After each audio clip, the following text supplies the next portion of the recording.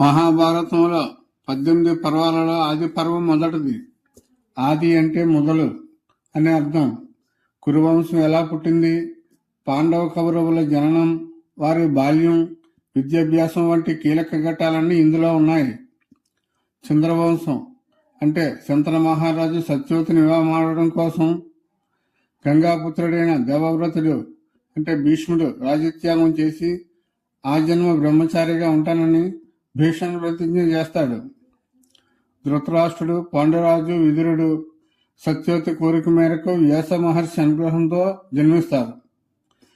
పాండురాజుకు కుంతి మాద్రి ద్వారా పంచపాండవులు యమ, వాయు, ఇంద్ర, అశ్వని దేవతల అంశాలతో జన్మిస్తారు. ధృతరాష్ట్రునికి, గాంధారికి 9 కౌరవులు జన్మిస్తారు. వీరిద్దరి మధ్య బాల్యం నుండి స్పర్ధలు మొదలవుతాయి. ముఖ్యంగా భీముడు బలపరాక్రమాలను చూసి దుర్యోధనుడు అసూయ చెందుతాడు.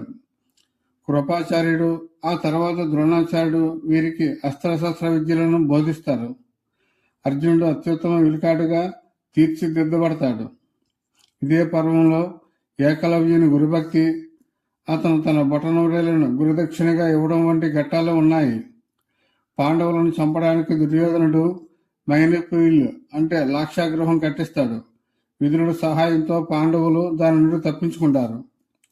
అజ్ఞాతంలో ఉన్నప్పుడు భీముడు ఏకచక్రపురంలో బక్కాసురుని వధించి ప్రజలను కాపాడుతాడు.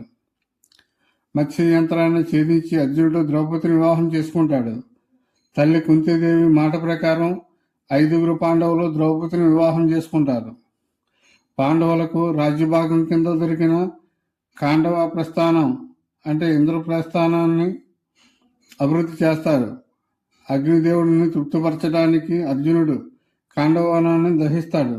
దీనివల్ల అర్జునుడికి గాంధీవం అనే గొప్ప ధనుస్సు లభిస్తుంది. శకుని కుతంత్రాలు, కర్ణుడి పరిచయం, కృష్ణార్జున స్నేహం కూడా ఇదే పర్వంలో ప్రారంభమవుతాయి.